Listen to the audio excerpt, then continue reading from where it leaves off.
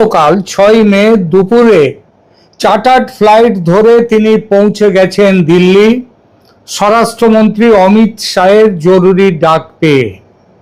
বাজারে জোর খবর, আরএসএস এর পছন্দ নাকি অগ্নিমিত্রা মুখ্যমন্ত্রী হিসেবে। অথচ শুধু বঙ্গবাসী নয়, অমিত শাহ ও নরেন্দ্র মোদীর প্রথম পছন্দ, বলতে গেলে একমাত্র পছন্দ, শুভেন্দু অধিকারী।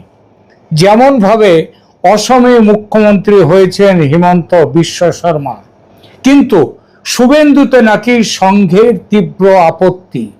অথচ পশ্চিমবঙ্গের মতো তীব্র রাজনৈতিক সমস্যা সংকুল রাজ্যে মুখ্যমন্ত্রী হতে পারেন একজন তুখোড় রাজনৈতিক ব্যক্তি ও দক্ষ প্রশাসক। অগ্নিমিত্রা পলের যে যোগ্যতা একেবারেই নেই। উত্তরপ্রদেশে যোগী আদিত্যনাথকে প্রথমবার মুখ্যমন্ত্রী করতে চায়নি আরএসএস, কিন্তু আদিত্যনাথের গণভিত্তি এবং তার নেতৃত্বের প্রতি আস্থা এত এমএলএর ছিল এবং বিজেপির ছিল যে আরএসএস তাকে না চাইলেও যোগী আদিত্যনাথ উত্তরপ্রদেশের মুখ্যমন্ত্রী হয়েছিলেন। বিজেপির বিরোধিতায় আরএসএস সেদিন সফল হয়নি। অগ্নিমিত্রা পলকে মুখ্যমন্ত্রীর চেয়ারে বসাতে আরএসএস এর যে কথা বাজারে চলছে, প্রচার হচ্ছে, সেটা কি সফল হবে? আরএসএস কেন শুভেন্দু অধিকারীর বিরোধিতা করছে, এই পুরো বিষয়টি নিয়ে এখনকার প্রতিবেদন। নমস্কার, ক্যালকাটা ডায়ালগস থেকে মনোজ দাস বলছি। পশ্চিমবঙ্গের রাজনীতিতে কি বড়সড় পালাবদলের প্রস্তুতি শুরু হয়ে গেল?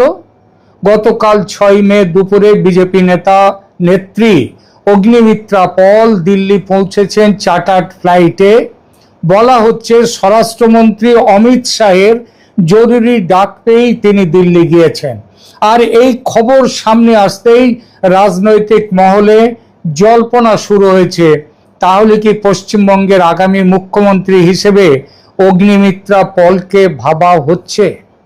শুনতে চমকপ্রদ, কিন্তু প্রশ্ন হলো, এটা কি বাস্তব সম্ভাবনা নাকি কেবলমাত্র রাজনৈতিক গুঞ্জন? কারণ বাংলার বিজেপির ভেতরে বহুদিন ধরেই একটি অদৃশ্য টানাপোড়েন কাজ করছে। একদিকে রয়েছেন শুভেন্দু অধিকারী, আজকের দিনে বিজেপির সবচেয়ে আক্রমণাত্মক, সবচেয়ে দৃশ্যমান এবং তৃণমূলের বিরুদ্ধে সবচেয়ে লড়াকু মুখ। অন্যদিকে সংগঠনেরই আবার একাংশের কাছে প্রশ্ন আছে, শুভেন্দু কি সত্যিই এমন নেতা যাকে আগামী মুখ্যমন্ত্রী প্রজেক্ট করা নিরাপদ? তার শক্তি যতটা বড়, তার বিরুদ্ধে আপত্তিও নাকি ততটাই গভীর। আর এখানেই সামনে আসছে অগ্নিমিত্রা পলের নাম। কিন্তু আসল প্রশ্ন হলো, অগ্নিমিত্রা পলকে কি সত্যি পশ্চিমবঙ্গের মতো জটিল, সংঘাতপূর্ণ, প্রশাসনিকভাবে চ্যালেঞ্জিং একটি রাজ্যের মুখ্য মুখ হিসেবে তুলে ধরা সম্ভব? এই ভিডিওতে আমরা 3টি বড় প্রশ্নের উত্তর খুঁজব। প্রথমত, অগ্নিমিত্রা পলকে ঘিরে হঠাৎ এই জল্পনা কেন? দ্বিতীয়ত, শুভেন্দু অধিকারীকে নিয়ে আরএসএস এর আপত্তির সম্ভাব্য কারণগুলো কি? আর তৃতীয়ত, বিজেপির কেন্দ্রীয় নেতৃত্ব, আরএসএস এবং বঙ্গ বিজেপির বাস্তব শক্তির সমীকরণ বিচার করলে শেষ পর্যন্ত মুখ্যমন্ত্রীর মুখ কে হতে পারেন বা কার হওয়া উচিত। চলুন শুরু করি একেবারে গোড়া থেকে। দিল্লির ডাক বার্তা কতটা বড়? দেখুন, ভারতীয় রাজনীতিতে দিল্লির ডাক কখনোই শুধু মিটিং নয়, বিশেষ করে যদি তা মন্ত্রিসভা গঠনের প্রস্তুতির ঠিক আগে ডাকটা আসে এবং যদি সেই ডাকের যাত্রা নিয়ে জরুরি শব্দটি ছড়িয়ে পড়ে, কারণ চার্টার্ড বিমানে চলে গেছেন, সুতরাং জরুরি শব্দটা ছড়িয়ে পড়েছে খুব স্বাভাবিকভাবে, তাহলে রাজনৈতিক ব্যাখ্যা তৈরি হবে। অগ্নিমিত্রা পলের দিল্লি যাওয়া তাই নিছক রুটিন সফর হিসেবে দেখা হচ্ছে না।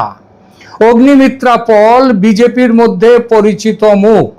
তিনি আক্রমণাত্মক বক্তা, মিডিয়ায় সাবলীল, শহুরে মধ্যবিত্তের কাছে গ্রহণযোগ্য ইমেজ তৈরির চেষ্টা করেছেন, চেষ্টা আছে তার, এবং নারী নেতৃত্বের প্রতীক হিসেবেও তাকে তুলে ধরা যায়। বিজেপি যদি বাংলায় নতুন মুখ, সফট ইমেজ বা আক্রমণাত্মক কিন্তু কম বিতর্কিত কোনো মুখ খুঁজে থাকে, তাহলে অগ্নিমিত্রা পলকে পরীক্ষামূলকভাবে সামনে আনার কথা ভাবাই যায়। কিন্তু এখানে সমস্যাও আছে। পশ্চিমবঙ্গের মুখ্যমন্ত্রী হওয়া মানে শুধু ওই টিভি ডিবেটে যাওয়া নয়, টিভি ডিবেট জেতা নয়। এটা প্রশাসনিক দক্ষতা, জোট সমীকরণ বোঝা, আমলাতন্ত্রকে নিয়ন্ত্রণ করা, আইন শৃঙ্খলা সামলানো এবং জেলার স্তরে সংগঠনকে এক সুতোয় বাঁধার প্রশ্ন এবং লড়াইয়ের ময়দানে তৃণমূলের সাথে, কংগ্রেসের বিরুদ্ধে, সিপিএমের বিরুদ্ধে, এদের বিরুদ্ধে লড়াই করা। বাংলার রাজনীতি কেবল কলকাতা কেন্দ্রিক নয়, এখানে উত্তরবঙ্গ, জঙ্গলমহল, রাঢ়বঙ্গ, দক্ষিণবঙ্গ, সীমান্ত জেলা, সংখ্যালঘু অধ্যুষিত অঞ্চল, অনুপ্রবেশের সমস্যা ইত্যাদি প্রত্যেকটার আলাদা বাস্তবতা আছে। এই জায়গায় অগ্নিমিত্রা পলের অভিজ্ঞতা ভীষণভাবে সীমিত। তিনি হতে পারেন একজন দৃশ্যমান নেতা, নেত্রী, কিন্তু এখনো পর্যন্ত তাকে কোনো প্রশাসনিক ক্ষমতায় প্রয়োগে তাকে দেখা যায়নি। বাংলার মতো সংঘর্ষময় প্রদেশে মুখ্যমন্ত্রী পদপ্রার্থী হিসেবে তাকে গ্রহণ করাতে গেলে বিজেপিকে শুধু প্রচার নয়, বিশ্বাসযোগ্যতার লড়াইটাও জিততে হবে। তাহলে প্রশ্ন ওঠে, আরএসএস কেন আগ্রহী হলো অগ্নিমিত্রা পলের ব্যাপারে? এই প্রশ্নটা সবচেয়ে গুরুত্বপূর্ণ। কেন আরএসএস এর একটা অংশ, পুরো অংশ নয়, একটা অংশ অগ্নিমিত্রার মতো নাম নিয়ে ভাবতে পারে? এর উত্তর খুঁজতে গেলে আগে বুঝতে হবে আরএসএস আর বিজেপি এক নয়। তাদের লক্ষ্য এক হতে পারে, কিন্তু অগ্রাধিকার সবসময় এক থাকে না। বিজেপি যেখানে নির্বাচনে জেতার উপযোগী, উইনেবল ফেস, জেতার মতো মুখ যিনি জিতিয়ে দিতে পারেন খোঁজে, সেখানে আরএসএস অনেক সময় দীর্ঘমেয়াদী সংগঠনগত স্থিতি, আদর্শগত শৃঙ্খলা এবং ক্ষমতায় গেলে কাকে নিয়ন্ত্রণ করা সহজ, এই প্রশ্নও মাথায় রাখে। এই দৃষ্টিকোণ থেকে দেখলে শুভেন্দু অধিকারীকে নিয়ে আরএসএস এর অস্বস্তির সম্ভাব্য কয়েকটি কারণ থাকতেই পারে। প্রথম কারণ, শুভেন্দু অধিকারী মূলত বিজেপির নিজস্ব ক্যাডার থেকে উঠে আসা নেতা নন। তিনি তৃণমূল থেকে, তার আগে কংগ্রেসে থেকে, তারপরে তৃণমূল থেকে এসেছেন এবং নিজের সঙ্গে একটি আলাদা রাজনৈতিক নেটওয়ার্ক, ব্যক্তিগত অনুসারী গোষ্ঠী এবং পারিবারিক প্রভাব নিয়ে এসেছেন। আরএসএস এর একটি অংশের চোখে এই ধরনের নেতা কখনো পুরোপুরি সংগঠনের হয় না, বরং যার সমঝোতার নেতা হয়। দ্বিতীয় কারণ, শুভেন্দুর রাজনীতি অত্যন্ত ফলমুখী, অর্থাৎ এই ফল আমাকে পেতেই হবে। ওই যে নিষ্ফল ফলের আশা করো না, লড়াই করে যাও, এটা শুভেন্দুর মত নয়, পথ নয়। শুভেন্দুর মত ও পথ হলো সংঘর্ষ প্রবণ।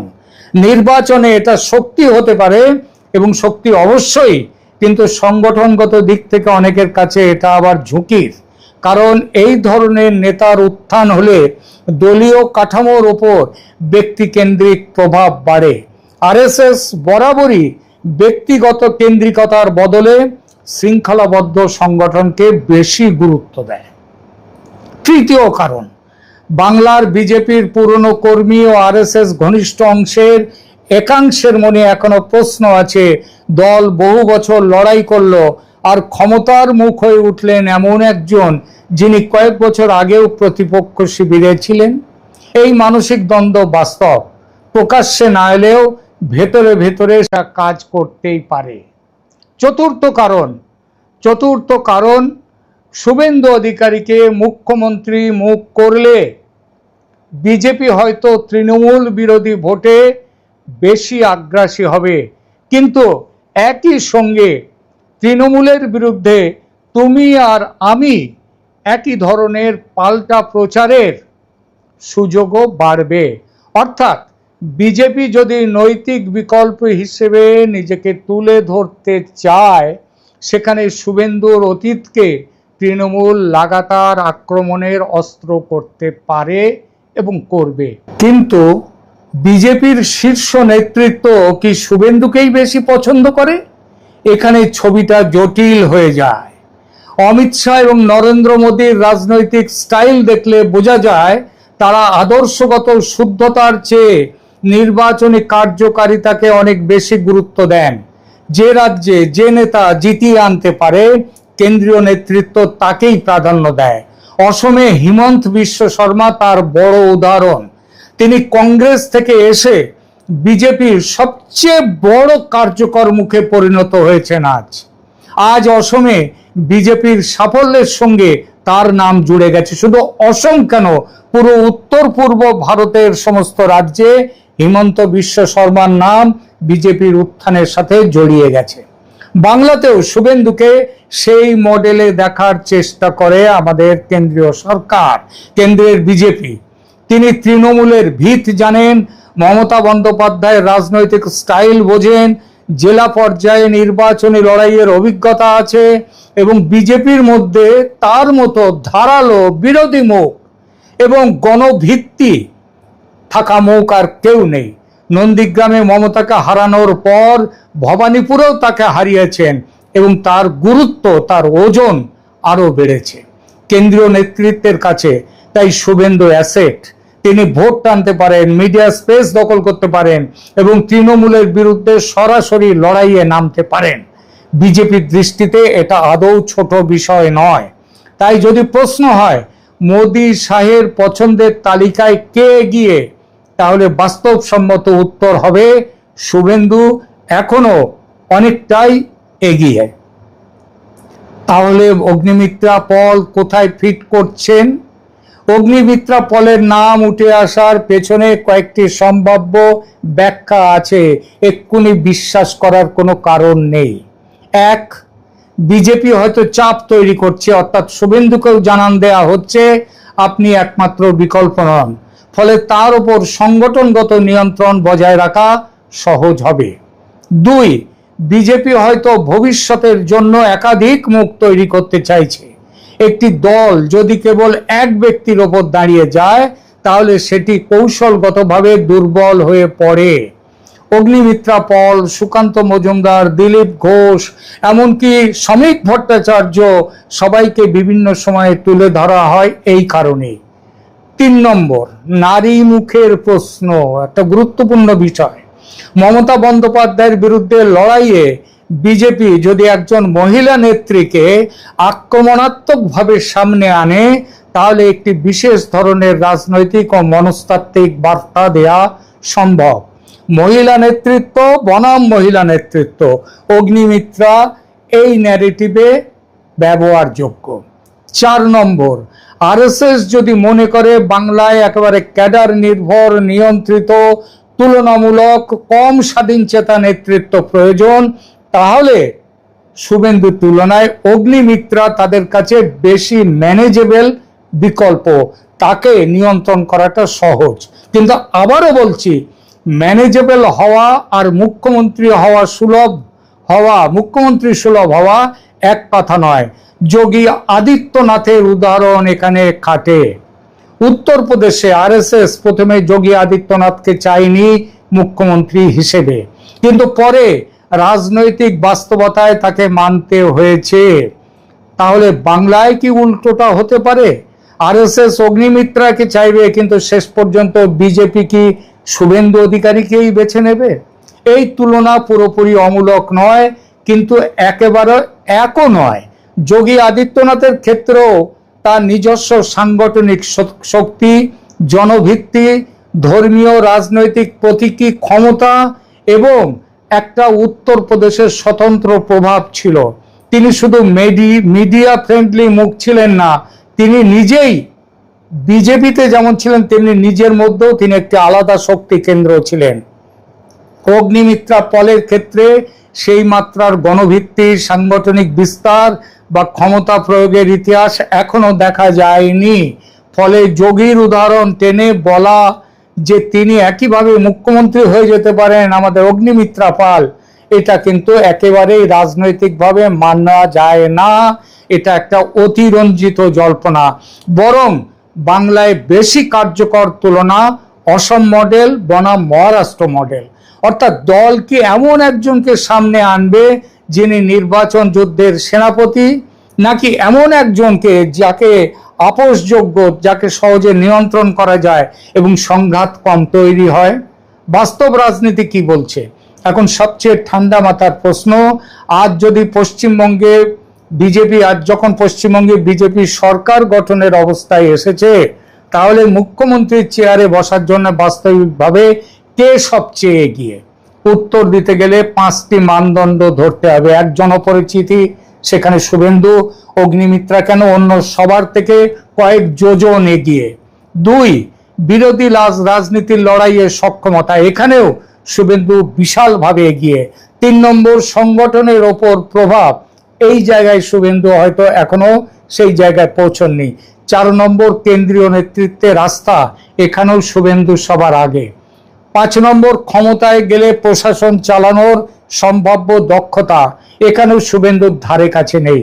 এই 5টি মানদণ্ডে বিচার করলে শুভেন্দু অধিকারী শুধু অগ্নিমিত্রা পল নয়, বাংলার যে কোনো নেতার, বিজেপি নেতার থেকে বহু যোজন এগিয়ে। বিশেষ করে লড়াকু মুখ, জেলা স্তরের নেটওয়ার্ক এবং তৃণমূলের বিরুদ্ধে সরাসরি লড়াইয়ের ক্ষমতায় শুভেন্দুর বিকল্প নেই, শুভেন্দুর ধারে কাছে কেউ নেই। কিন্তু যেখানে শুভেন্দু এগিয়ে, ঠিক সেখানেই আরএসএস এর সংশয়। কারণ শুভেন্দু বড় নেতা, তাকে নিয়ন্ত্রণ করা সহজ হয় না। এই জায়গাতেই অগ্নিমিত্রা পলের নাম রাজনৈতিকভাবে, আমি মনে করি ব্যক্তিগতভাবে, এটা টেস্ট কেস হিসেবে নিয়ে আসা হচ্ছে।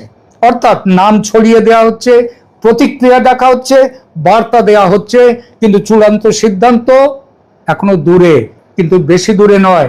কারণ 9 তারিখেই কিন্তু নতুন সরকার, তারা শপথ নেবেন, সেখানে প্রধানমন্ত্রী আসবেন, স্বরাষ্ট্রমন্ত্রী আসবেন। এই দিক দিয়ে বোঝা যায় যে অগ্নিমিত্রা পলের হয়তো ওই নিয়ন্ত্রণযোগ্য বলে সম্ভাবনা, কিন্তু তার গ্রহণযোগ্যতা রাজ্যের মানুষের কাছে অনেক কম।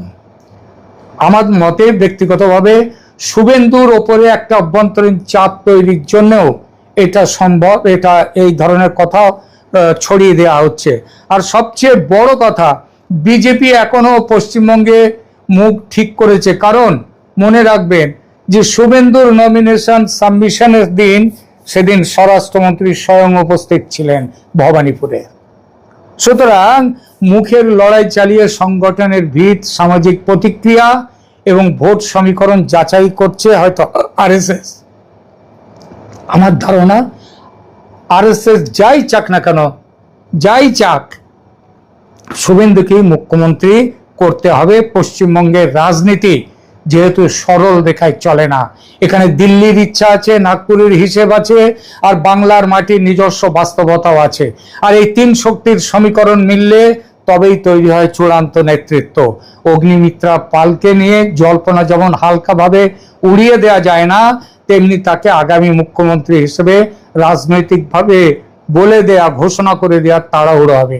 আজকের বাস্তবতায় বলা যায় বিজেপির মুখ নিয়ে লড়াই আসলে দুজনের নয়, 2 ধরনের রাজনীতির। একদিকে নির্বাচনীভাবে কার্যকর, আক্রমণাত্মক ফল দিতে পারেন যিনি, সেই শুভেন্দু মডেল। অন্যদিকে সংগঠন সমর্থিত আর সংঘ সমর্থিত, তুলনামূলক নিয়ন্ত্রিত, ইমেজ ফ্রেন্ডলি বিকল্প মুখের সন্ধান, যেখানে নাম উঠে এসেছে অগ্নিমিত্রা পলের। এখনকার মতো কিন্তু শেষ পর্যন্ত জিতবে বাংলার মানুষের আশাকে গুরুত্ব দিলে জিতবে শুভেন্দু অধিকারী। এখনকার মতো এখানেই রাখছি, ধন্যবাদ।